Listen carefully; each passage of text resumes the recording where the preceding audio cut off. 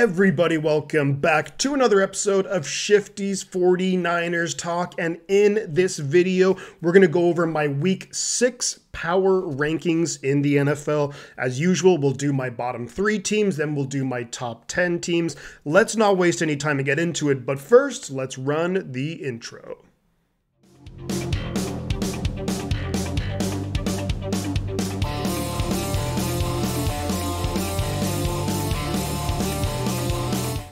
And let's just jump right in to the bottom 3 teams. And coming in at number 30 overall, third from the bottom, we have the Carolina Panthers. The Panthers are 1-4 on the season, and they're just coming off a really bad loss to the Chicago Bears. Now, Carolina seemed to be riding the ship a little bit.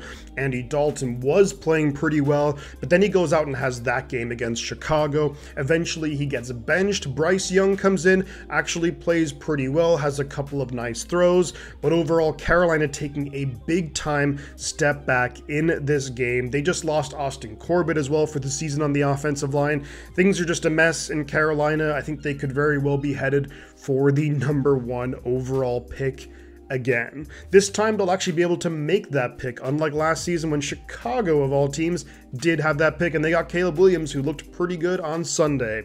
And now coming in at number 31 overall, second from the bottom, we have the Cleveland Browns, also 1-4, and they just had a really bad loss to the Washington Commanders.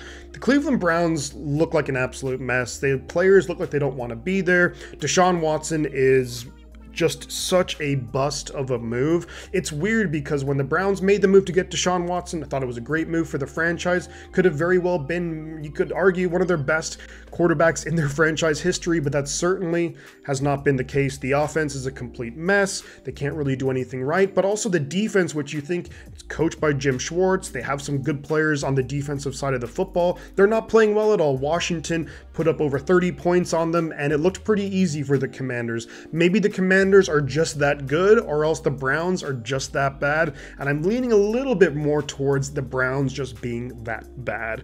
And at number 32 in the power rankings, bottom of the NFL, we have the New England Patriots, 1-4 on the season, and they just lost to the Miami Dolphins. The Dolphins last week were my number 32 team. They've been a mess ever since Tua's been out injured, and the Patriots were playing well, I guess you could say. They were winning this game against the Dolphins, somehow managed to throw it away. They couldn't really do much of anything offensively. I do think the Patriots defense has some potential there. They still need a lot of talent to be injected into it, but I like the Patriots defense from a coaching aspect.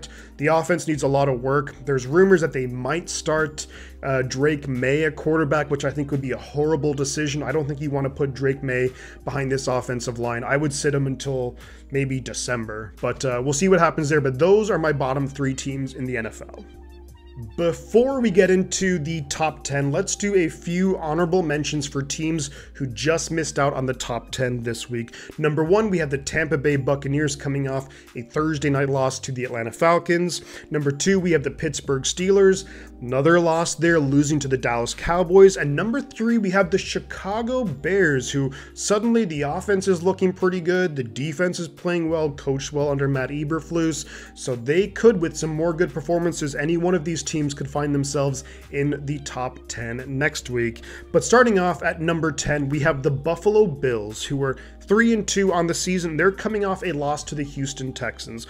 When you look at the Bills, the last 2 weeks they lost at Baltimore and at Houston. Absolutely nothing to be ashamed of for losing both of those games. They did get absolutely blown out by the Ravens, but this game was pretty darn close. However, you lose 2 games in a row. You have a big time division game coming up against the Jets, who are going to have an interim head coach in Jeff Ulbrich. Might be a little bit tough to game plan there. The Jets traditionally in the last few years have played the Bills pretty tough, so not going to be easy. But right now we have the Bills 3-2. I think Josh Allen just has struggled a little bit the last couple of weeks. I'm not going to say that defenses have figured him out because Josh Allen's too good for that, but overall, you'd like to see that the offense play a little bit better, a little bit more consistent. The defense is fine, but not what it once was under Sean McDermott. They need to play better too.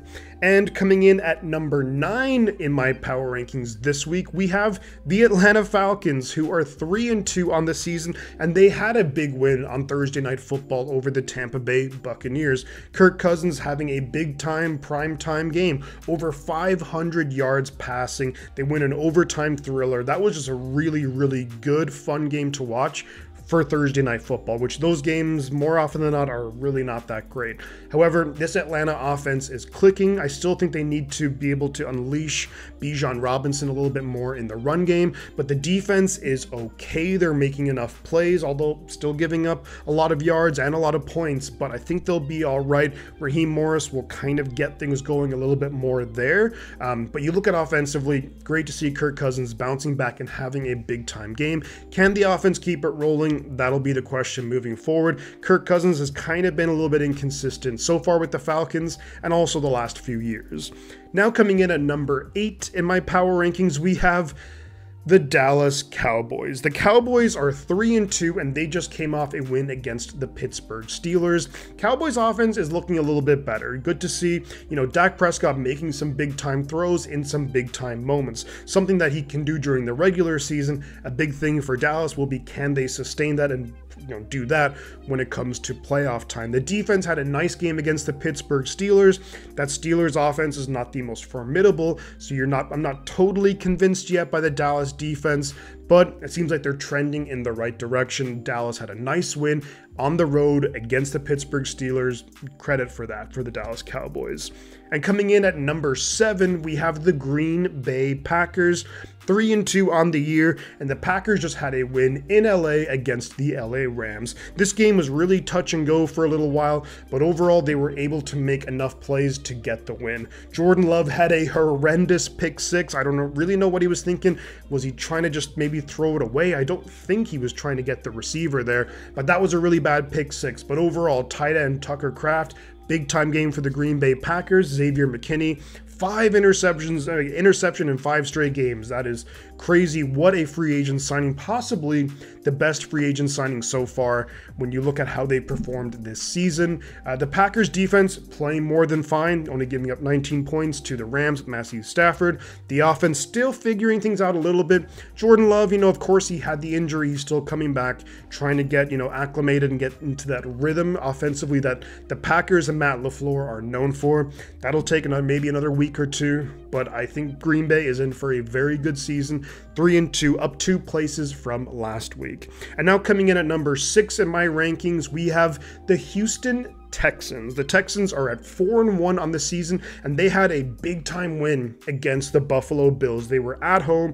It was touch and go for a while. Really, really close game, but you have to be able to pull out those wins. Something that a team like the 49ers, we can't seem to close out games. We can't win the close games. Houston has done just that against a very good Buffalo Bills team, so that bodes well for the future. Let's also not forget that they've been missing Joe Mixon for weeks now, and Joe Mixon week 1, he was awesome, well over 100 yards. He may be back this week, which would be awesome for the Texans offense, because they have so many weapons who can get deep that if you open up things underneath, Mixon is going to eat you alive. Their defense making enough plays, you limit the Bills to 20 points, so that's impressive. And I could see the Houston Texans being in the market, maybe making a trade or two to bolster that defense to really try and elevate itself to just an absolute elite level under DeMeco Ryans. The Houston Texans, though, really good team. Number 6 in my power rankings, up 4 places from last week when I had them at number 10. Coming in at number 5 in my power rankings, we have the Washington Commanders, who are 4-1 on the season, believe it or not, and they just had a big-time win over the Cleveland Browns. Now, beating the Browns is maybe not the most impressive thing, but still, beating any opponent by more than 20 points to me is really good in my books. Jaden Daniels clearly is running away with the Rookie of the Year award. He's making plays with his arm, he's making plays with his legs. One of the true dual threat weapons weapons in the NFL. It's great to see guys like Terry McLaurin finally have some big time breakout games. Brian Robinson's doing more than enough at the running back position. And then you look at them defensively. Now, while the defense isn't full of star-studded players and names, they are getting it done, and they do have some good players. Daron Payne, Jonathan Allen, the longtime veteran Bobby Wagner's making some good plays for the Commanders, but they're also just being incredibly well coached by Dan Quinn, limiting what the opposing offense does, and you have that explosive offense then to back up the defense, and good things are going to happen, and they're at 4-1. So the Washington Commanders do have a really good start to their season. They do have a big time matchup coming up next week, and the matchup next week is going to be against my number 4 team, which is the Baltimore Ravens. The Ravens are 3-2 on the season, and they just had a big time divisional win over the Cincinnati Bengals. Commanders Ravens is going to be one of the really good games. Lamar Jackson, Jaden Daniels. Before the season started, you're thinking Baltimore destroys them. Not so much now anymore. But back to Baltimore. You get the win on the road against the division opponent, the Cincinnati Bengals. Yes, it was touch and go for most of the game. It was 41-38. Lamar played amazing. Derrick Henry's doing his thing. The defense didn't play great. You gave up 38 points, but they just made enough plays to get the win. And it's not easy to slow down this Cincinnati Bengals team. Joe Burrow's on fire, and although the Bengals are 1-4, they are still a pretty darn good football team and a division opponent. So to get that win on the road, to me, impressive. Ravens move up one spot from last week up to number 4. And at number 3, we have the Detroit Lions. Now the Lions here, they are 3-1 on the season. They're coming off a bye week, so there's really not much to say about the Detroit Lions. Same spot as last week. I don't think it's fair to move them up or down. They didn't play, but I think the Lions are a very good football team. Moving forward, I could see them being one of the better teams in the NFC. At number 2 in my power rankings, we have the Minnesota Vikings, who are 5-0 on the season. They had a big-time win against the New York Jets in London. The game at the very end was closer than what you would have liked. It was maybe a little bit nervous times right there for Minnesota. However, they get the win. They stay undefeated. Similar to last week and a half ago against the Green Bay Packers, they big time lead. They kind of blew the leads both times. However, they still got the win. So you have to be very happy being 5-0. And they're heading into their bye week. So I don't think anybody would have guessed Minnesota being 5-0 at their bye week. But here we are. Vikings playing really good football. The defense is making enough plays. Andrew Van Ginkel has been really, really good. Super impressive.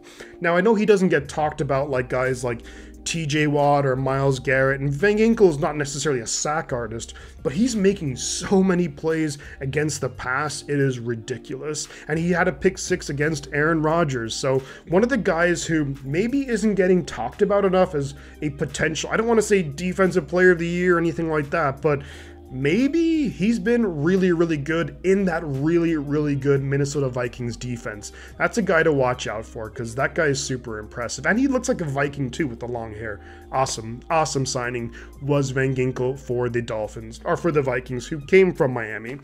And at number 1, we have the Kansas City Chiefs. Now the Chiefs were second last week. I bump them up to number 1 this week because they had their win, I think, against the New Orleans Saints was a little bit more impressive than the Vikings win against the Jets. They're both undefeated. They're both playing good football. They're both doing enough to get wins. Patrick Mahomes not putting up the touchdown numbers that we're used to seeing him do, but he's missing so many weapons in the offense. Still doing just enough. Juju Smith-Schuster has 160 receiving yards. Xavier Worthy's making some plays. Travis Kelce's finally, coming into his own this season after a very slow start to the 2024 season. But overall, this is a Chiefs team that is, just tried and tested. They know how to win games. Whether it's close games, blowouts, they know how to close out games, they know how to win the close games, and they're just going to be really difficult to stop. Here's the thing with the Kansas City Chiefs. Same as the Vikings, as they're heading into their bye week, then they come off the bye week playing the 49ers. So we get to play the Chiefs. Not only playing the Chiefs is always a very tough matchup, but we get to play them coming off of bye week. So that may not end well for the 49ers, who we're not playing our best football, let's just put it that way. But overall, the Chiefs, the defense playing really, really well, limiting what the New Orleans Saints were able to do. The offense able to move the ball, still put up some points on the board. Special teams is fine, but overall, I do have the Chiefs as the #1 team in the NFL. Both 5-0 teams gonna be on bye week, so it's gonna be difficult to usurp the top 2 teams in my power rankings next week, but you never know what could happen. But there you have it, guys. Those are my power rankings heading into week 6 of the NFL season. Let me know your thoughts in the comments below, whether you agree with me, whether you disagree with me. Shane, I already know that you're gonna disagree with me. That's fine, but feel free to put your comments below. Let me know what you think. Feel free also to like, subscribe, hit the notification bell. Helps out the channel a lot. Thank you to all the new subscribers and the people who were there during the live stream for the Niners game. Even though the loss was really disappointing, still great to have so many people turn out for it. But thank you very much, guys. I'm gonna head on out of here, but before I do, I'm gonna say 2 things. Those are the butt counts, and I'll catch you guys on the flip side.